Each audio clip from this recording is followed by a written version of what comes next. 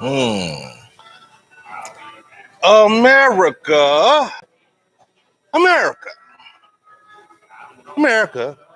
Welcome to sports in layman's terms. I'm your guy, Willie So, and we riding too deep tonight. To my left, we have a work in progress. Why are you looking at me? That's it. All I'm doing tonight. You know, you picked today to be civilized. What? Come on now. We off to a bad start already. Won't last long. I know. But y'all know how we get down, America. Y'all know where we get down at. We are beaming to you live from Snooker's Pool and Pub in Livonia, where we got cheap drinks and good food. Here on Sports in Layman's Terms, y'all know what we do. No coach speak, no media spin, just the guys talking sports at the bar with the drinks just like you. Let's get on into it. All right. So I guess it's fitting that it's just me and you today. Yeah, last two in the tournament. We had the last two teams in the tournament. You had UConn. I had Purdue. America, y'all saw it. Y'all know what happened. Purdue got their ass kicked. They couldn't hang. Edie got tired, and that was sort of kind of that. Well, he's there at 35 points. So. I mean, yeah, they worked the shit out of him. Had no choice. We nobody else doing nothing. Nah, keep this in mind. He had 35 points, right? What was the total score? Hey. They had like, what, 50? 50, yep. Yeah, 50 something like that.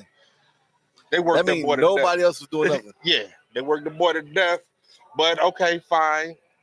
I know when I'm beat. Congratulations. Yeah, I have to say this, though. UConn was a default pick, but hey, it worked out. You say UConn what? Was a default pick, but it worked out. Oh, yeah. I mean, it worked out. I guess it was a sort of kind of a good default pick then. Not too much. The game was a game. For all intents and purposes, the men's tournament was sort of kind of boring. I mean, UConn just rolled through everybody like a hot knife through butter. They had one good challenge at around the Final Four. It was a good challenge for him. Oh, Alabama? Yeah. But you know what, though? They're a second half team. For whatever reason, they sort of kind of stumble out the gate a little bit, then they pick it up, and then they just stifle you defensively. So I don't know how many of these cats are coming back, but this is it was back to back. You think they're going to turn into the next dynasty in men's college basketball? I mean, they had success in the early 2000s. Yeah. Then they had a long stretch where they didn't really do anything. Here they are again. They're the number one team to win it again all next year. Oh, they ain't already put their eyes out for it. And them and Duke, they was rummed up. Duke came next. I guess Duke got a lot of returning players. But if they win 3 in a row, man, they ain't been done. I don't think it's been done in the men's college basketball. Well, I guess. No, it has. UCLA. Yeah, I was about to say, I forgot about that dominant UCLA team back in the day. But they ain't been done in a long time. Yeah. So, yeah. I don't know about a dynasty, though, man. What constitutes a dynasty in college, though? 3 in a row? Well, back-to-back, that would definitely be at least the start. You enter the chat if you're talking about going back-to-back. I'm going to say if you wind up with 4 out of 5? Well, definitely that. But I was thinking more realistic along the lines of something like maybe like 3 out of 7. How's that not realistic? The UConn women won, 5 straight? No, they won 3 straight. No, they won more than that. No, they only did 3 straight. I looked it up one day. I think they did more than 3. No, they won 3 straight. Then they took a year off. Then they won another back-to-back. But Gino, and put it this way, and that's sort of kind of going to lead into the next question I want to ask you. Gino Auriemma won 11 national titles, and still going. Yeah, still going. But it's been 39, 40 years. He won 11 in 40 years. And those undefeated teams that he had, like back where they broke UCLA's record for winning streaks. What was it, like 100 something? I don't remember. They did a lot of wins, but they won like 3 in a row, and then they won I guess they won like 5 out of 6, something like that. Gino, I don't think that's possible though in men's college. As I'm saying, if you get that, you truly a dynasty. Yeah, but as far as men go, 3 out of 7, 3 in 7 years, 4 in 10 years. Duke did that. Yeah, 4 in 10 years. I don't know if that's a dynasty to me though. I'm just saying, look, 10 years is a whole decade. Come on now. Yeah, but the field is so wide open. You can't possibly expect anybody to dominate it like UCLA did and go 3 straight. What they do, 3 straight, 4 straight, something like that. But that means it's possible though. It is. If it has been done once, it's possible to do it. You just gotta have the right team to do it. Back then, people were leaving early either though. So. They weren't even starting freshmen. Right. You had to sit a year and then you had to play. So the times have changed with the one and dones and NIL transfer portals and all of that shit. That's why it's surprising UConn went back to back. Yeah, that's why I'm saying, do we, at this point, the way things are, do we get to say that a dynasty might be 3 out of 7, 4 out of 10? If you could do that with all of the moving pieces? Man, I'll give you 3 out of 6. 3. All right, fine. 3 out of 6. You go 6 years, you in half the way. Pretty much a dynasty, I guess. I'll take it. But here we are again, once again, talking about dynasties. On the women's side, South Carolina won their second championship in 3 years. Yep. You were wrong about that, by the way. You decided to take the field. That took the field. So my question now isn't so much about if or if not South Carolina is going to be a dynasty, because that's sort of kind of the way women's basketball go. Once one team is hot and all of the major brands want to go there, and they stay dominant. Tennessee did it. UConn women's did it. They do that. Back in the day, USC did it. But I want to talk specifically about Dawn Staley, the head coach. Do you think that she's on a path, or at least on a pace, to be in the rarefied air with like Gino Auriemma or Pat Summitt? God rest her soul. How many championships Pat Summitt get? 8. I've always thought of Gino as the king over there. He has the most championships. Well, he has the most championships, but even in that, Pat Summitt had the most wins in NCAA history. I think somebody surpassed her. She just passed too. They just passed or retired or something like that. Yeah. She passed her. But I don't think nobody's catching Gino on that. That'd be hell of a feat you get the Gino. Yeah, 11 and 40 years. That's what, 25%? Yeah. A little over 25% of your career you spent as a champion. I don't think Dawn gonna be there 40 years. Well, to her to be for 40 years, she'll be have to coach to her 90s. Once again, no, she's only 53. Okay. And she's been there. She's got 3. She's been at South Carolina since I think it's 2016. Okay. So 3 and 8 years is where she's at now. So you said 40 years, all right? So how old she have to be definitely 90 or 80 something to get. And she's been there. But again, with the advent of the transfer portal and NIL the transfer portal don't affect women's basketball as much. Yeah, they hop in the transfer portal. I know they do, but not as much as like in the men's side. Usually when a woman like South Carolina, when they get there and they got a dumb team, they stay. I'm pretty sure it's not as big a thing. It'll affect teams that's for people coming to South Carolina. Well, that's one. Yeah. But LSU had a bunch of transfers, and they won last year. Yeah. I'm just saying, the landscape is new. Gino Auriemma started in 85. Shit was completely different. It was a lot less women playing, a lot less teams to even deal with, So now it's just a lot more, again, just like on the men's side, it's just a lot more moving parts. The times have changed. So the way you coach will be different. I could see her. She might not make 11. Okay, that's fine. But 11-40 versus say 5-15. Who has a better ratio at that point? Of course, it'll be Dawn, but That's all I'm saying. At that point, do we start talking about her in that regard?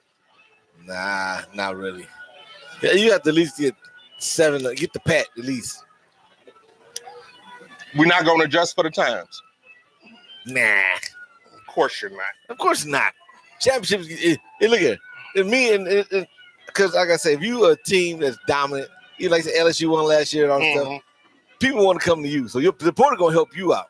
Sure. You might have some people who gonna sit on the bench like I'll never get to play and I'm leaving. But your stars ain't leaving. They ain't going nowhere. And you'll get the outstanding freshman like right. Juju Watkins, whoever's next up. Well, I'm sure that South Carolina is on her head like, yo, come this way. We get championships over here. So recruiting, winning the ships, we all know, regardless of sport, that's gonna help your recruiting.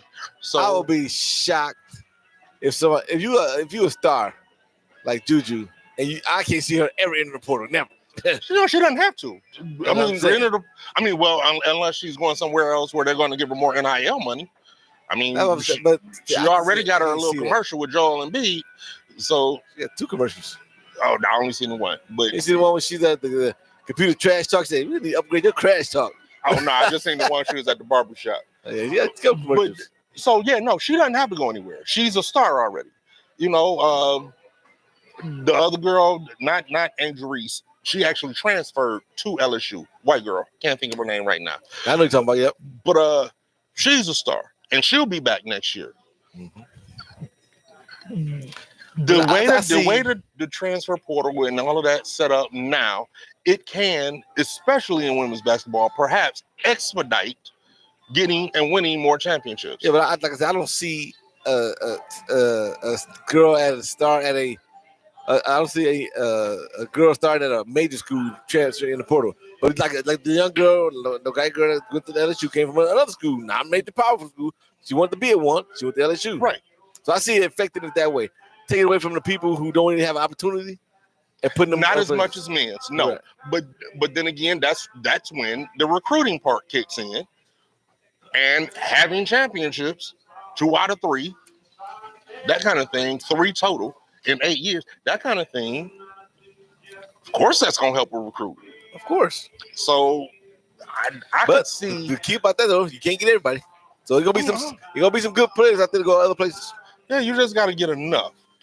And I think she can. I think, for me, if Dawn Staley gets to 5 or 6 championships in, say, 15 years or 20, I'm going to say about 15 years. You put her I'm going to put her in that conversation. With Gino and Pat? Yes.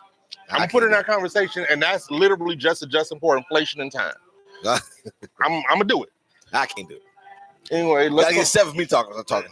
Well, you're a hater. So let's talk about some more coaches, though. But not for being a champion. John Calipari. He done found him another home. That man never was out of job. He's never out of job. I'm surprised. As much as he has hopped around Memphis and all other places that he's been, it shocked me when I looked it up and saw that he's been at Kentucky for 15 years. I did not know he had been there that long. Because he between, I don't know who hopped harder, him or Rick Pitino. But he gets the gig at Arkansas, taking over for Eric Musselman, who went to USC to take over for Andy Anfield, who went to SMU. I don't really care about none of that. That's the way the NCAA basketball season, off season goes. This happens every year, no problem. It amazes me about that though, because you don't see that in NCAA basketball and football sometimes where I got a contract with the school, but I'm leaving you to go over here. Well, that's why they start putting them massive ass buyouts in, to keep them from jumping and hopping and skipping all over the place. But again, I don't care about none of that because it is what it is. That's the landscape now. That's what happens. When they got bounced in the first round of the tournament this year, Michigan's own, shout out Oakland University, way to do your thing. When they got bounced in the first round this year, the rumbling started to be that the Kentucky fan base wanted him fired. Maybe yes, maybe no. Maybe he heard it, maybe he took it to heart, maybe not. I don't know. But the thing about this particular story that cracks me up, he didn't go to the Pac-12. He didn't go to the Big Ten, Big East, ACC. No. He stayed in the SEC. Kentucky is going to have to see him again next season. Do you think that this was him giving the two birds, the double banger to Kentucky for talking shit about him for this year? The fans, man? Yes. The fan base, the school, everybody. Well, I don't think the school said anything about bad body. Well, of course not. I don't think it was going to fire him either, though. I don't think they were, but the fan base especially, was calling for his head. They call for everything anyway. But his thing was, he said, this was in the article I read. That they need a new voice. I guess he's losing them. They need a new voice, and he wasn't the voice no more. He said that. Yeah. That's some politically correct shit to say. John Calipari doesn't strike me as the type of motherfucker that would say nothing like that. There had to have been something to it. Yeah. I mean, I think it was a big fuck you. He's tired of being in Kentucky. He wanted to go somewhere else. I think it was a big fuck you to the fan base for talking shit. That's me. I mean, of course, there are probably other reasons, probably way more valid than that. But at least, optically, that's what it looks like. Him standing in the SEC saying, "Yeah, I'm not gonna be in Kentucky, but I'm be in this division. I'm still gonna screw y'all." Which is why I say it could be a big fuck you to the boosters, to the AD and all of that in Kentucky. Y'all not gonna give me what I want. I'll go somewhere else. Stay here, bust your ass. But however, what they play, 2-3 times a year in division. I mean, in conference. Yeah. I'm gonna stay here, go over here, get what I want, show y'all what I was talking about. There it is. Love him do that. You gotta be a winner. Well, we'll see. I don't put a Calipari on the same coaching level as a Duke coach. No, he's not Krzyzewski. He's not Krzyzewski. He doesn't have. He doesn't have the hardware. He only has what, one? Yeah. He doesn't have the hardware. I don't think the fans too much worried about his fucking fuck you if that's what it is. Well, they gonna worry about it if they fuck around and have to see him. They'll worry about it then. Not if they whoop his ass. Well, to be continued. We'll see. All right. Let's move on to the NFL. We know NFL is king, even in the off season. But there really hasn't been a lot being said or a lot going on, really, in, say, the past week and a half, 2 weeks. No moves been made. No real big moves. Let's talk about the draft. Those people that try to get ready for that. So I had to actually scour the internet to find something to talk about with regards to the NFL, and this is what I came up with. We all know that projected, anyway, top 3 quarterbacks in virtually this order: Caleb Williams, Jaden Daniels, Drake May. Hey, because I'm that don't know. In general, I'm not doing that shit with you today. JJ McCarthy. We're not talking about that motherfucker. They said JJ McCarthy. We're not talking about him. I'm saying he give me number 3 today, which is kind of amazing to me. It's ridiculous, is what it is. But that's not the moral of this story here. Drake May is sort of kind of a big question mark. Reason being, last year, had he been eligible, so a lot of people say he would have went number 1 last year. Really? Yeah. But been a mistake last year then. Huh? It would have been a mistake last year if he went number 1. I mean, maybe. It's not like he got super eyeballs on him in North Carolina. Well, I'm just saying he ain't no goddamn Stroud. Well, I don't know if he is or isn't. That's why I call him a question mark. But Somebody chimed in. I don't know.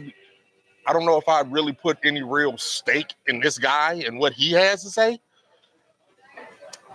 But the legendary Steelers running back Merrill Hodge, he's a analyst, I think, for You really NFL. legendary over there? That's what they say.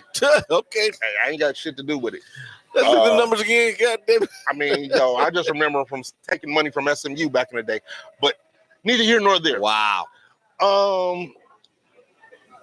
This is the quote that he gave when talking about Drake May. May is the kind of player that will get you, talking about GMs, he's the type of player that will get you fired. Long story short, he said he's erratic. He said nothing that he's seen on tape impresses him. So with that said, do you think, with all of these quarterbacks, whether it be Jaden Daniels, whether it be Caleb Williams, J.J. McCarthy, Drake May, well, hell, and I'll even throw in Bo Nix, who I don't know why he's not getting enough pub, and Michael Penix. I know why he's not getting enough pub, but I think he's going to be a star, neither here nor there. Do you think that all of them are not going to be those? Do you think that Drake May is going to be one of the ones that's going to be a bust? So, I've seen very little film on Drake May. Like a lot of airtime in the fucking right, TV thing, right. That's why I'm wondering why the hell he's so touted like that. They must see something we don't, like J.J. McCarthy. They must see something we don't. Only thing is, we saw J.J. McCarthy, and it's like, hell no. Another story. We talking Drake May. I don't know if I can't put him as a bust. I won't put him on the Ryan Leaf level yet. You went a long way just to say Ryan Leaf, because that is like gotta make it relevant sometimes. Whether it's him or Jamarcus Russell, when we get to talking about busts, that's where busts of all time. That's where folks is automatically gonna go. I don't know. Like I say, I'll take his opinion as a grain of salt. He wasn't no fucking superstar. Let's get that corrected. Oh, he ain't no sure. fucking great of all time. Listen, bro. You don't have to sell me on the validity of Merrill Hodge. I'm not here caping and pom-pomming for him. I just thought it was interesting. I think it's going to what team he goes to. If he goes to a team like they did with Baker Mayfield, started off, go to Cleveland and give him the reins and let him be all the shit he did, he gonna fail. Well, if you go to a team with structure, if you go to somebody like, well, he's gone now, but he's still got the same culture. If you go to the Patriots, same culture, he may be successful. Funny that you say that, because that's where people project him to go. He won't be acting a fool there for damn sure. Well, see, I mean, but I don't think him acting a fool is an issue. He's not one of them guys. We saw the diva-like tendencies with, say, Ryan Lee. We saw the asshole tendencies with Jamarcus Russell. We don't hear that about Drake May, so I don't think that's what I hear about issue. Drake May. He is probably the one of the quarterbacks in the draft that got the strongest arm. I want to hear about it. Okay, I'm curious, but strong arm don't mean you'll be good. Absolutely not. And you're right. It does depend on what team you go to. We'll see. I thought that was sort of interesting. What's your take on it though? You ain't said nothing about it. No, I really, dude is an enigma to me. I've seen very little of him, and I'm always leery of that kind of thing. Now, it's not like he was Trey Lance and went to fucking East Dakota State or some shit. You know, he went to a Division I school. I mean, like in a Power 5 conference. Oh. I know what ACC is a basketball conference, bro. I know. Power 5, not no more. Well, hey, that's a whole nother story. How many people leaving that conference? Now to think about this. Yeah. How many people suing that motherfucker? Yeah. Rest in peace, FSU. But he played competition. Yeah. Right? And he was a standout. Now, how much of a standout remains to be seen? I think that is the fact that he's so polarizing, because you got people, whether you take Merrill Hodge at his word or not, you got people on both sides of this fence with him. With Caleb Williams, can't miss. At least that's what they say. Not that that's going to be the truth. Same way with Jaden Daniels, can't miss. Then you get to the very next dude, and it's like, they got to knock on Jaden Daniels too. I mean, I don't agree with it, but they got to knock on him. Well, yeah. See that? I mean, truthfully, I don't agree with the can't miss on Caleb Williams either. I don't agree with that either. You know, out of all of these people, he'd be the one that I say would be the bust because I've seen him and he falls under pressure to me. There's no, to me, can't miss in the NFL draft or in college at all. Because people, like you say, they said the same thing about Jamarcus Ross. They said the same thing about Riley. These guys are going to be great in the NFL. Yeah, okay. Yeah, I mean, it's a lot of moving parts to go with it. When it comes to a quarterback or any dominant player for any college team going to the NFL, it's about where you land. This is the truth. And how the culture of your attitude, the way you act, the way you find through the culture coming in. If they can mesh, you'll be great. I'm gonna say great, but you will survive. I agree with you. If you go in there and they give you like, oh, you gonna be our guy, you're free reign. Oh, you want to drink in the locker room? Go ahead, drink in the locker room. You're gonna burn like the balloon, blow it up. I mean, some folks should just see the shit coming. I mean, damn, like I keep saying, like I keep saying, the perfect example of Baker Mayfield. He went to Cleveland. Cleveland didn't put a rein on that man. That man was able to do anything he wanted to do. And look at you know what though? Now that's I don't particularly care for Baker Mayfield. Yeah, but I can at least say, on the field, I don't see why Cleveland hated him so much. What he did on the field, he was effective. Now, in the locker room, they didn't like him. They had to, I get that. But on the field, but that's where he got busy. Yeah, but if you doing decent on the field, but you fucking up the locker room, and the players ain't on your team, they dropped the ball on purpose just to get you looking bad. Well, let's think. The main thing though was somebody who we already know to be a locker room cancer talking shit, and that's Odell Beckham. Hey. So I mean, I'm not saying that he was wrong, but of all the people to talk about somebody being a locker room cancer, that's the last motherfucker to get to say. Not the last one. Two of those will be the last one. All right. See, now we don't win too goddamn far. He tried to come back last year. He played winning football. Yeah, regardless. Speaking of in the locker room and character and all of that, and this happens every single draft cycle.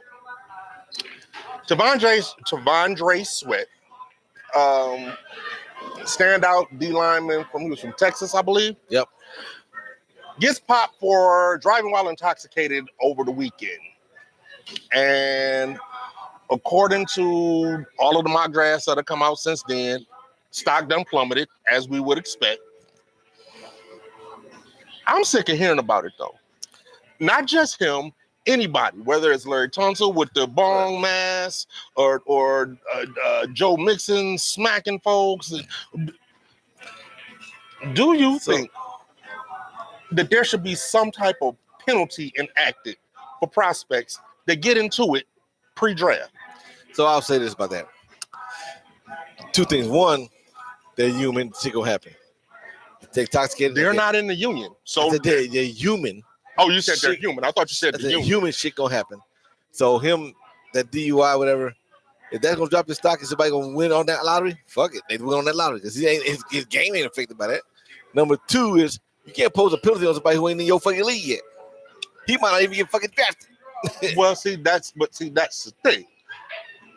You could tell a motherfucker, no, we don't want you here. You can. See, seeing that the NFL is ran by the owners, that's not going to happen. Because sometimes, we know this by some players, they're willing to put up with the bullshit because of talent. Yeah, I know. I'm not even going to lie to you. When I put this on the show sheet, I knew it wasn't going to fly. I can't even convince myself of it. I know it's not going to happen. But I am sick and tired of these cats fucking up their money before they even get their money. Hey, It that's hurts on the hell out of me. that to me personally. That's on the people who are around you. If you have a bunch of yes men around you, let you do anything you want, that's on you. But if you got Nah, your real people around you saying, "Look at my man, don't do that. We too close to the bag." look, You know. see, problem one is motherfucker that I done grew up with since the third grade. All of a sudden, get to think that he get to start talking French to me. That's problem one. But more importantly, yeah, you don't need bad influences around you because all things considered, these are young men and impressionable. But end of the day, you know that you're getting the bag. And you need to do everything to secure what?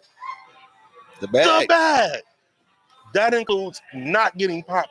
There's no need. And I'm sure he's already rich, one, because of NIL. So we got money already. And now you're about to jeopardize getting more money, all because you want to hop behind the wheel of a car and drive while you were fucked up. So I'm saying about that. You have to be correct about that. Try to secure the bag first, but the one about the friend. If you had a friend that's your true friend, I'm talking shit. he been telling you shit since you was whatever grade than he keep it real with you. When you fucked up, you fucked up. When you ain't fucked up. So if that's your true friend, he'll tell you, look, my man, you need to go to the bag, not get behind the wheel. If they was with him, give me your fucking keys, or we fighting right here, motherfucker. I don't disagree with that. I'm not going to try to fight with Devondre Sweat. Hey, look at don't do that. If Devondre Sweat gonna catch a DUI and an assault charge. I don't think your boy gonna take call on you, but I'm saying it. If it take an ass whooping, you got to take an ass whooping to save your boy. You take the ass whooping to save your boy, or you take the ass whooping and he still get behind the car because he gonna throw your ass like a rag dog. At least he can say, "The motherfucker is like 6'7", 300. You're not gonna fight him." You can call who the boy is. He might be a big boy too, but I'm just saying. It's like at least I tried. I tried to stop your stupid ass. Right here, you're right. I'm fucking with you. You're right. You're actually right about the point where I'm saying like it's all on you most of the time. You know you that close. Yeah. You know you just a couple of weeks away from getting drafted, and then a couple of weeks away after that from signing your deal. Correct. And then maybe you can't. I ain't gonna say go out and do it, but maybe you can't act a little foolish, but not that stupid. Have your fun, but there's Uber, there's Lyft, there's friends, there's a bunch of shit that you can do other than get drunk and drive. Well, was he driving a Lambo? See, we talked about that last week. But it also goes into that. Young, dumb, and entitled. And you think you can do whatever you want to do. And this is what winds up happening. I would just hate to see him. So first of all, it's sad that he got the trouble and y'all gonna drop his draft stock like he's not gonna play well. That's stupid to hell to me. But I hate to see. Well, we don't know for sure if it will or won't. It probably will, but we don't know for sure how far. We don't know how bad.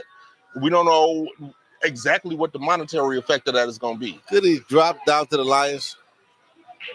No, I would still be in first round. And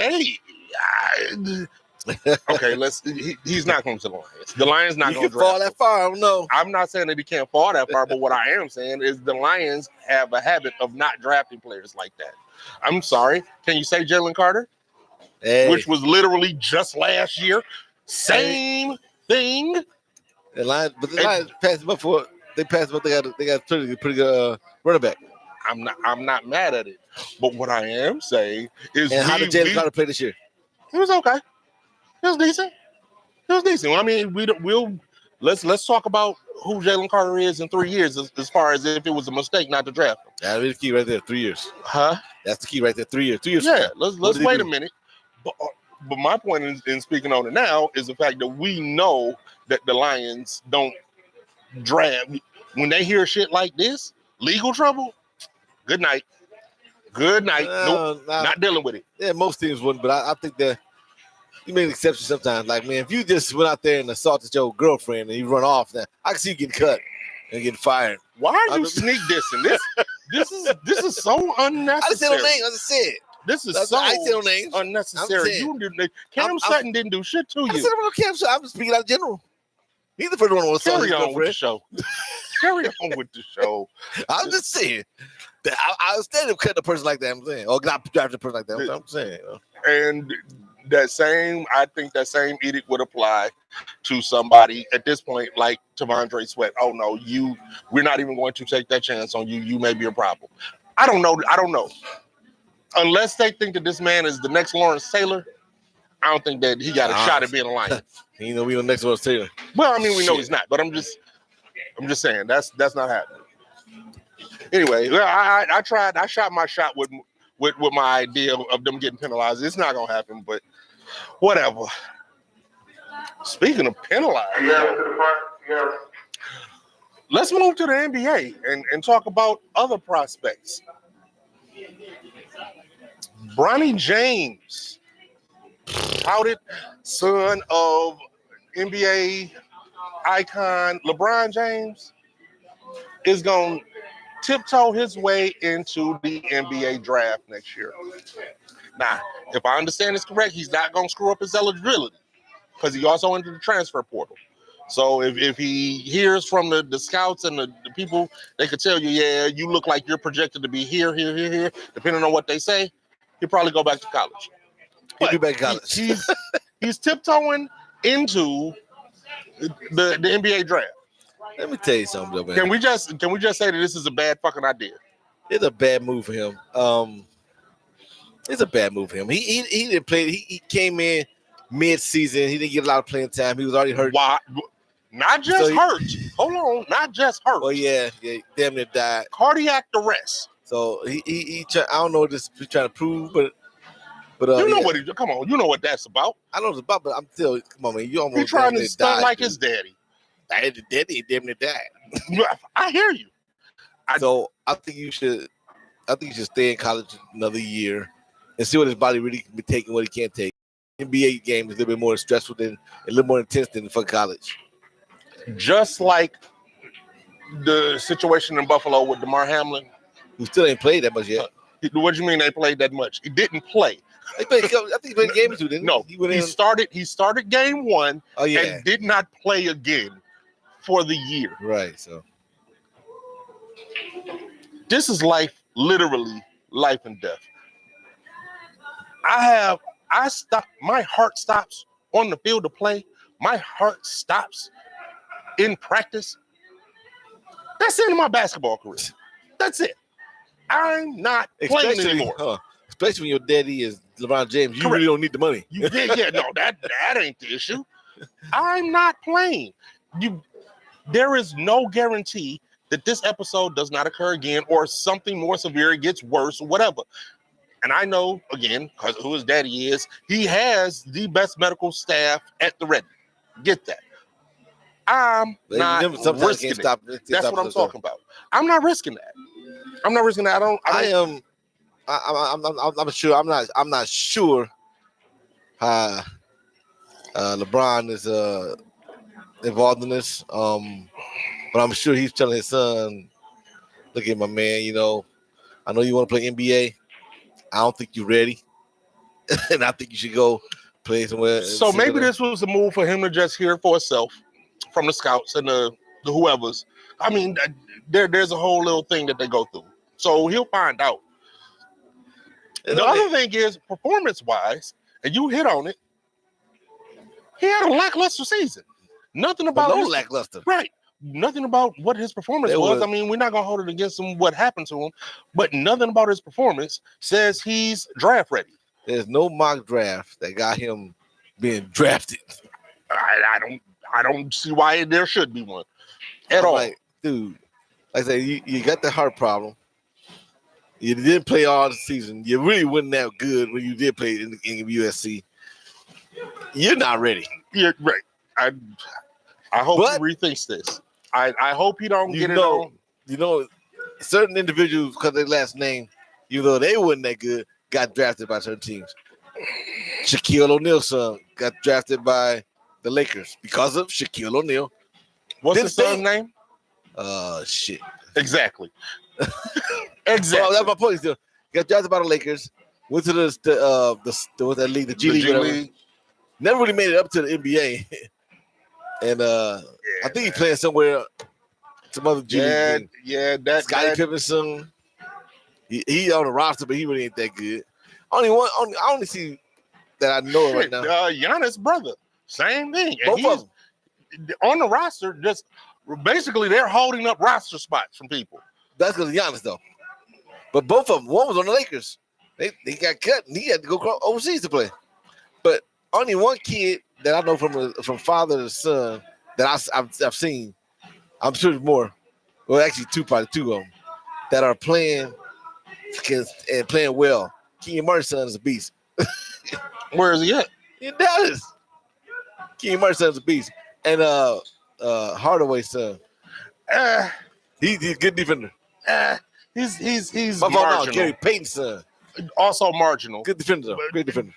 He ain't his daddy. He ain't his daddy. But marginal. I mean, then there's Gary Trent Jr. I think he's in Portland right now. Yeah. But the only thing with that is his daddy wasn't that great. So I don't guess that counts. Gary Trent, I mean, come on. Gary Trent? I mean, really? he wouldn't know Hall of Famer. Right. Exactly. We ain't even got to worry about that. But let's stay with the draft a little bit more. Because also entering to the draft this year is the guy that I thought was going to get me a win Monday, is Zach Edey. Couldn't do it by himself. Can't nobody do it by himself. 2-time AP Player of the Year, back to back. Ain't nobody did that since Ralph Sampson. Don't say that name. Bus. He wasn't a complete bust. He was the biggest. He wasn't Jamarcus Russell. He was Sam Bowie either. Right. So, I mean, but then again, he did have Elijah want to come help him out. So that sort of kind of lengthened his career a little bit. But neither here nor there. So the thing about Zach Edey, phenomenal college player. Phenomenal. Mainly because he's 7'4" and has a nice touch around the rim, plays with his back to the basket. He's going into an NBA that don't give a fuck about that. Do you think he is going to have any type of career in the NBA? Yes. How? Because you're 7'4", you're going to have a career no matter what the fuck they do. Because they're going to try to say, as arrogant as the NBA is, they'll say, we can show you. We can train you. They went back in, if you don't recall this, back in the day, went over to Africa. This guy was like 7-something. Never played. Not Nubo. This is another guy. Never played a motherfucking basketball in his life. They brought him over and thought, we can show you. We can teach you. So him being 7 foot, I think his game, he's a back to the basket player, and I think he can play in the NBA with the back to basket player. Embiid does it. Embiid is an inside-outside guy. Embiid can play everywhere from but top of the key to the post. He's starting the post, playing backing people down, though. Then he'll move around. I think all they got to do is he gonna need some training. Think about all of the big men in the league right now that are stars. Nikola Jokic, inside-outside. Embiid, inside-outside. The newest sensation, Wembanyama, inside-outside. Zach Edey he can't put the ball on the floor. He can't shoot. He is literally the throwbackiest of the throwback. Not really. He could be. Shaq didn't have no outside game. That was 20 years ago. That was 20 years ago. Almost damn near 20 years ago. But I still think he can play his game in the NBA. You just have to adjust your game to have some shooters around him. I do not believe, from what I've heard, what I've read, they don't have him going high in the draft. And I completely understand why. He might not, but that might be a mistake. I don't think that. What was the cat that was there? And I should know this because the Pistons drafted him. He wasn't from Purdue. He was from Iowa. Oh. A center? Big dude. Big. Damn. How long ago was this? A few years ago. Oh, really? Yeah. What happened to him? G League. He'll never be back. Never. He was back to the. That's all he had, and he was a beast at Iowa. He was Iowa's version of Zach Edey. Couldn't cut it in the NBA. It's just not that league anymore. You're not fast enough. You not versatile enough. You're not going to make it. I think he can make it and he got upside. All he got to do is develop a mid-range, and he good. Play your back to the basketball, but then you can face him up in the mid-range. That's a big if. One and two. One downfall might be though is this, like you say, he's not a fast person, so he ain't get past nobody. Right, that's one. But And neither is Jokic. He ain't fast either. Neither is. At least he's fucking crafty, and he's not fast. But I'd be damned if he don't get by motherfuckers. He's crafty. You know why he can get by motherfuckers? Because he can put the ball on the floor. Zach Edey can't do that. He ain't fast though. Okay, but he can dribble. He can actually put the ball on the floor, use his body weight, get leverage, and get by you. Zach Edey can't put the ball on the floor. Okay, let's look at this. You're not going to teach him at this point how to dribble. Why not? You can. Man, come on now. You can. You're not going to give him handles. Some shit I say handles, but he better put the ball on the floor.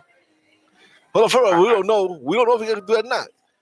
Because I tell you this, I'm gonna go here again, America. We saw what they made him be in Iowa. I mean, in Purdue. We might be able to put the ball on the floor, like J.J. McCarthy. We see what he did, but look at him now. He didn't talk about he might be top five.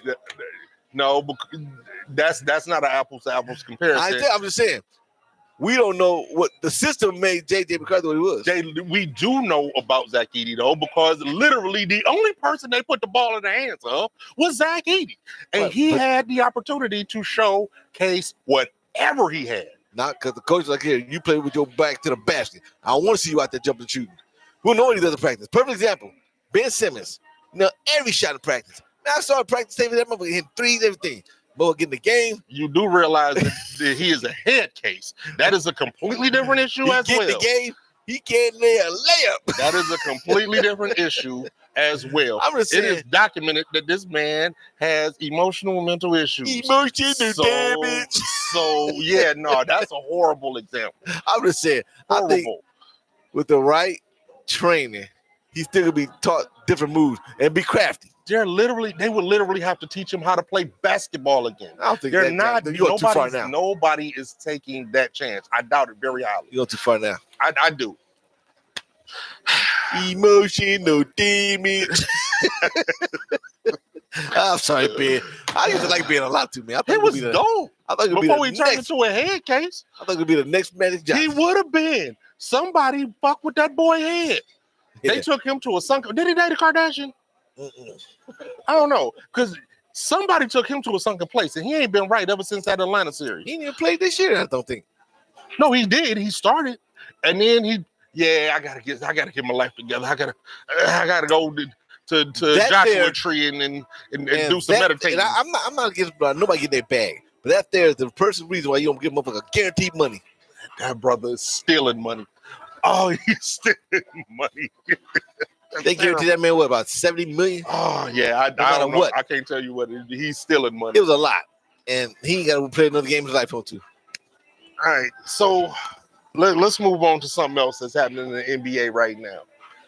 I'm not sure when the ceremony is going to be, but in the Basketball Hall of Fame inductee class coming up is going to be Chauncey Billups and Vince Carter. The headliners? Yeah, the other people, if you know about them, I guarantee you don't care about them. Jay West getting back in. Don't care. This motherfucker's in the Hall of Fame like 6 different times for six different things. Yeah, that's a bad man. Yeah, he is. But okay, enough already. What are you going for, the GM this time? I don't know. I don't know. But do we think that? Oh, let's. Chauncey Billups, does he deserve to be in the Hall of Fame? Yes. Why? Just the Pistons years. For the 8 years that he was with the Pistons. Very good player, won a championship. Yep. I don't think he does. Why not?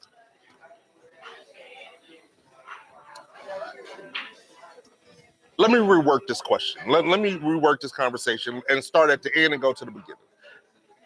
Do you think that it's too easy to get into the Basketball Hall of Fame? That's the reason I brought up Jerry West. Not that Jerry West was a great player, but the motherfucker like said 7 times for different shit. Yeah. If that ain't easy to get in, see, and this is the reason why I have. That's the reason I brought up Jerry West. So you have. I read people ask me questions too. You have a point in saying that him, and in fact, we could run them both together. Yeah, you have a point in saying that they both deserve for their body. Why do they both deserve? That's it, Chauncey Billups. You don't think Vince deserves to get into the Hall of Fame? He got better numbers than Chauncey. Do we? Yes. Scoring, points per game. Scoring. Yeah, of course. He has better numbers. Rebound. He has, save for maybe assists. He has better numbers than Chauncey. Did he win a championship? No. But clearly you realize that's not the prerequisite. Yeah, Ewing is in the Hall of Fame. Charles Barkley is in the Hall of Fame. Kevin Johnson is in the Hall of Fame. Yeah, man. So yeah, no. But all the guys you named, hold on, been to the championship. Stockton, Hall of Fame, and what that mean? We had not hold on. We handing out participation trophies. Shit. What the fuck that mean? Wait, you know what last this year is? What year is this? When your kids this year day and age, not mine, way too old, not mine. But when kids nowadays, if they don't win a championship, they get trophies anyway, don't they? But this is what's been going on in the Basketball Hall of Fame since forever. Participation trophy. I don't like it. So that's probably my overarching issue. I stop. Any and everybody gets to go into the Hall of Fame. Not even everybody. Who's not there that should be there? Oh, you said should. So it's any and everybody gets to go to the Hall. That's one of my. It's not even a prestigious thing. It's just like my pet peeve you expect to go once you retire. No, you stay around long enough, you get in. Who we got to go? Because they always need a top-notch prestige name. And when they get to that year, they got one. What about that guy we didn't let in 5 years ago or 10 years ago? Or let's just put Jerry West in for some more shit. So you're absolutely correct that the prestige for the Hall of Fame is. Okay. Nah. Well, I think Chauncey belongs. I'm giving him because he won the championship. Well, he belongs there. Vince, I like Vince. Great player. Played for 55,000 years. Pretty much. But he didn't even sniff a conference championship. Yeah, a couple of them. But he didn't win. You're right. He never went to the finals. Yes. Get it. I can't even say anything about it because my problem isn't with Vince Carter or Chauncey Billups. My problem is with the selection process. Yeah. It makes no sense. If everybody is getting orange slices, then the shit ain't special. They need to come up with a statistical criteria. You got to hit these numbers or be close to these numbers to get into Hall of Fame. Hey, listen. When you're on the shitter and ain't got nothing to do, just go and take a look at the motherfuckers that are actually in the Hall of Fame. I have before, and I'm not a. Yeah, I sit and Green in there. I believe so. I sit and I look, and I'm like, why is this guy in the Hall of Fame? Because he played with that other guy who's great. It's ridiculous. What else? Well, I mean, congratulations, Vince Sanity and Big Shot, I guess. And they got nicknames too. I mean, everybody in Hall of Fame got nicknames. All right, then. I mean, I guess maybe that's it. Maybe that's the criteria. Once they give you a nickname, you doomed for you bound for the Hall of Fame. I guess so. All right, let's get to this last little thing. America, I'm very aware that for the most part, don't nobody care about baseball but me. Not yet. Fine. And even in that, I don't really give a shit about baseball other than my homegrown Detroit Tigers, who started out on fire. 5-1. They were the last team this year that was undefeated. Yep. At 5-0. Since then, shit. The real Tigers showed up. That's rude. Since then, they went 2-4. Still sit at 7-4. I want to ask you if you're ready to panic, but you don't even give a shit. I do. I actually don't give a shit. Do you? I'm not a big baseball fan I used to be. I still watch it, but I really don't start paying attention till NBA Finals over, and then I'll be looking at my teams, and I say, "Damn, I do want the Tigers to win. I do want to be somewhere in the playoffs if they can get there." And I was actually happy. It was 5-1. I'm like, man, they rolling. I thought they'd be like, probably 8-3 or something like that, 10-3. And out of nowhere, it They just just went. started falling. But It went like franchise downhill. said though, they bats, Yeah. man. They're bats. And this is probably why I asked the question: is America? Are y'all ready to panic? This is why I asked, because going into the season, their bats were the concern, and even with them winning, their bats wasn't really talking about shit. It was the pitching, whether it was the starters, whether it was the bullpen. Oh, and hellified defense. Let me not forget about that. Hellified defense. But the bats, no bueno. And then we get into the regular season, and sure enough, the bats, no bueno. I don't. My only concern. I'm not at full-fledged panic mode. But my only concern is that the bats are never going to come around at any point in time in the season. So your take right now is before the trade deadline, get the bats.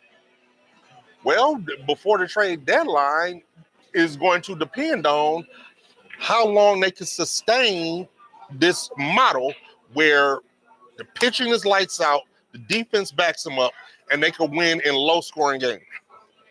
Because that's the only way that we get to win. A team gets above 5 runs, we sort of something like screwed. Sort of something like screwed. So if we go out and the pitching has a bad day, now they won the last game, and that last game was an anomaly to what has been going on thus far. Because the pitching sucked. Didn't give up a lot of runs, but a lot of hits. Couldn't find a strike zone to say they like. And then out of nowhere, bats just come alive. I mean, they were also helped by a struggling Pirates pitcher. But in general, the mole has been dope starting pitcher, get them to the middle innings. The relief takes over, shut shit down. I think even with them losing, I don't think the relief pitching has given up. They may have given up 3 runs total for the season. That's one thing But I don't. how long can that sustain? Is my question. If that's your formula, you think it will sustain for the whole season. Yeah, because your pitching have a bad day, you're fucked. That's one thing I don't really, not really keen on relievers. If my pitcher's doing great and he's going to the 8th, 9th, I'm gonna continue to finish the fucking Yeah, game. no, we can't do that. And there's probably going to be a mandate that comes out based on what just happened this past weekend with all these pitchers going down injured. You trying to send motherfuckers into the 8th and 9th inning. They trying to 2 innings for you, 2 innings for you, 2 innings for you. You only get 1. This is the downfall. I understand them and the injury factor. I understand why they do stuff like that. Because before back in the day, that motherfucker pitched the whole game. And then they also weren't all pitching 100 miles an hour. Right. I'm saying he pitched the whole game and he probably last half the season before he went down. But I understand now we got stronger people, bigger, stronger, faster. So they pitch it faster. They're throwing farther the ball. They're throwing these fucking balls certain ways. Right. The arm slots are ridiculous. So, yeah. He can't be out there the whole time. But that's the downfall to me because when you bring the reliever, he's fresh. He threw that one strike, my man taking it out the house. We've been up there all game waiting for this pitch. Well, here's a suggestion that I came up with. After hearing about it was like 3 all-star pitchers all went out for the season in the same weekend or some shit like that. Expand the roster. so that you can put more pitchers on the roster. And instead of a 5-man rotation, maybe have a 6 or 7-man rotation. So now you're only pitching once every 7 days. And if you want to go the full 8, if you're dealing, then maybe you can, because you know you got the rest coming up. But I don't know what the intricacies would be for them to do that, but I don't think it would be that hard. But even that's another thing. I'm glad you brought that up. So this pitcher pitched probably once every 4 or 5 days. Yes. But the reliever can relieve every fucking night. Yeah, because they're only pitching, maybe I'm only pitching to this one batter, or maybe 1 inning, or 2/3. Yeah, they're just not being expended as much. So I get that. They can say the same. I just don't like the fact that the guy come in cold. Now he got to find he been in the bullpen, but ain't the same as throwing a batter. But that's coming why cold, and next thing you know, my man, we up 1-0, and my reliever come in and boom, that's 1-1. I mean, it can happen if you got a shit reliever. Yeah, but the Tigers. Well, shit, the Tigers did it to the Pirates. But that's why there's a premium on relievers. Come playoff time, you're going to find the playoff teams. They're going to be looking for those relievers because they know how they can come in cold and get the job done. We had some dog ass relievers. Jason Foley, Chafin. We have dog relievers, and it's a whole art. Being a starting pitcher and being a reliever, completely different skill sets. No, that's the truth. So I hope that our pitching can at least maintain this level. I don't foresee them all being lights out like they were through the first 5 games. And in fact, they weren't all lights out because Kenton Maeda was horrible. But those first 5 games gave a lot of people a lot of hope. But here's as much concern as I have about the bats, I do have hope about the bats, because in those first 5 games, hell, in all 11 games thus far, somehow or another, they have, by and large, they just know how to get the timely hit. And it's working. I just hope it can continue to work. Just saying. Time will tell. Time will tell. Anyway, I'm rooting for him, though. I get that. For sure. Anyway, America, that's enough from us. This has been sports in layman's terms. I'm sure you heard something crazy today. You could call, let us know about it, chime in. You can catch us on Twitter or X or whatever that's called at Layterm Sports. You can catch us on Facebook at Sports in Layman's Terms. Hell, you could even email us at Sports in Layman's Terms and Gmail. And of course, you can always find us here every week, Wednesday, 8 p.m., youtube.com at Sports in Layman's Terms. Make sure you like, subscribe, and share. Leave a comment. Leave comments. We'll respond. Tell them how idiotic his takes are. Anyway, we're going to go do some more drinking. This has been sports in layman's terms. Just say one thing before I go. Bronny, stay in college, dude. Please stay in college. Please.